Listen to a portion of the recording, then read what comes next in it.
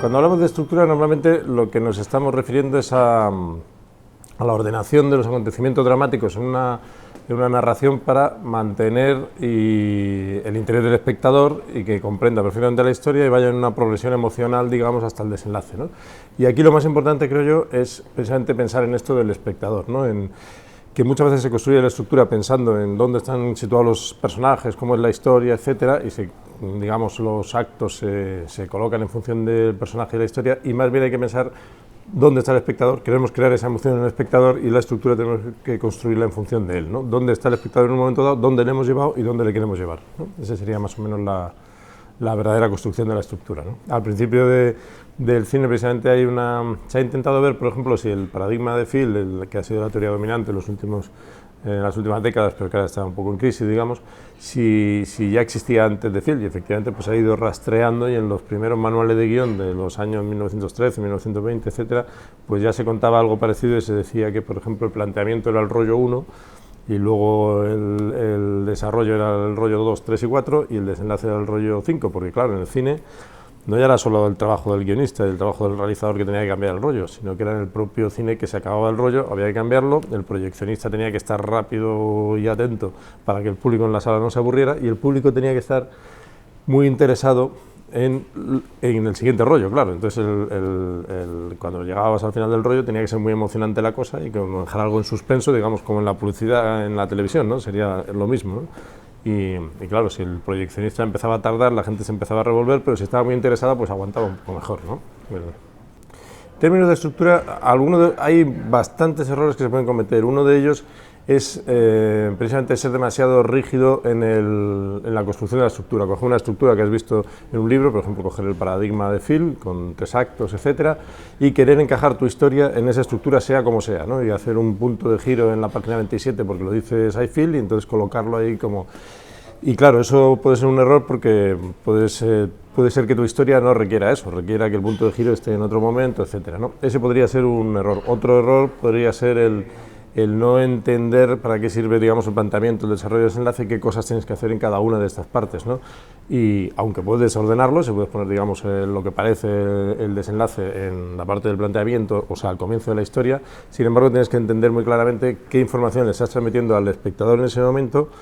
Y como decía antes, pues eso a dónde le lleva a él, y precisamente las cosas que luego vas a tener que hacer para sacarle de ahí, porque quieres sacarle y decirle no es por aquí por donde quiero ir, o para llevarle a donde tú realmente quieres llevarle, ¿no? La estructura tiene un valor fundamental y también depende del tipo de guión o del tipo de película, y en algunos es absolutamente determinante, ¿no? Y ahora estoy pensando en una estructura muy férrea que realmente es necesaria, por ejemplo, en una película de Bogdanovich, que es Ruina de Función. Es una película que es de una precisión tremenda, donde el primer acto, segundo acto y tercer acto más o menos repiten la misma cosa, pero vista desde un punto de vista diferente cada vez.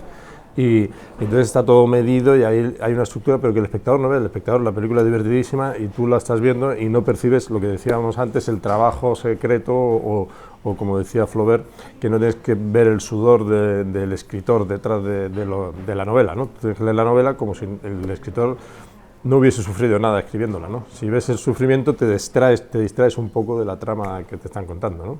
En principio, la estructura la más usada y también la que mejor funciona claramente, no digo que sea la mejor, pero desde luego la más eficaz, seguramente es una estructura en planteamiento, desarrollo, desenlace claros y, digamos, un viaje del héroe. Esto que se considera el viaje del héroe, un personaje que tiene un objetivo claro, que le suceden obstáculos en el camino para conseguirlo, que tiene amigos, enemigos, desafíos que tiene que superar, etcétera. Y esta siempre ha funcionado, digamos que es la de los cuentos, las fábulas, etcétera, y realmente es la más utilizada y la que más nos llega a nosotros, seguramente porque tenemos una especie de tendencia casi innata, hay investigaciones sobre esto, a pensar que las causas tienen efectos y que cuando sucede algo luego tiene unas consecuencias, etcétera. No es la única forma y ni siquiera podría decir que no es mi forma favorita, pero es la forma realmente más eficaz, ¿no? Sí, efectivamente, en principio la estructura debería permanecer invisible. Lo que ha pasado en las últimas décadas es que precisamente se ha hecho demasiado visible. Los espectadores captan en el cine, sobre todo me refiero al cine de Hollywood más comercial, captan que hay como una estructura que, aunque no sean guionistas y no entiendan mucho de teoría del guión, ven que hay algo ahí que ven, digamos, el trabajo del que hay detrás, ¿no? Y en principio Hollywood precisamente hizo todo lo contrario en su época clásica, era el montaje transparente, donde no se percibía en ningún momento que había allí una estructura, un trabajo, una colocación, unos trucos, etcétera, ¿no?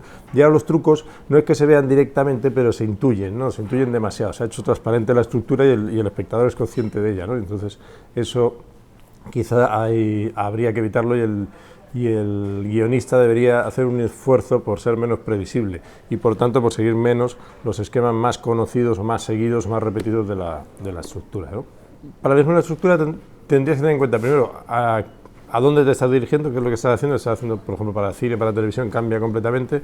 Como decías, la televisión, al tener la publicidad, por ejemplo, en Estados Unidos en abierto y en España también, evidentemente, pues claro, se tiene que adaptar. Si hay 3 cortes de publicidad, pues habrá 4 actos, entonces pues no tiene más remedio que hacer 4 actos, y se supone que, claro, cuando te vas a ir a publicidad, pues tendrás que poner un gancho, ¿no? Lo que ellos llaman un cliffhanger o un hook, o tal, para que el espectador, cuando termine la publicidad, esté interesado en seguir viendo la serie, por ejemplo. Cuando no hay publicidad, pues claro, este problema no te lo tienes que plantear. En series como HBO o la BBC, pues no hay publicidad, no tienes que hacer estas estructuras en actos con un gancho, etcétera, ¿no? En España, como sabéis, pues se corta por donde se quiere, con lo cual, aunque los guionistas trabajamos con 4 actos, por ejemplo, en series y tal, sin embargo, la televisión después va a cortar donde quiera, ¿no? Entonces depende mucho de a qué te diriges y ver también el tipo de público. Por ejemplo, si realmente quieres hacer una película que se dirija al máximo público posible, normalmente eliges una estructura de viaje del héroe, etcétera, como contaba en la pregunta anterior, ¿no? Si te diriges a otro tipo de público, puedes probar otras estructuras que se salgan un poco de lo convencional y que puedan, sin embargo, también tener su audiencia y su público menor, pero también existe, afortunadamente.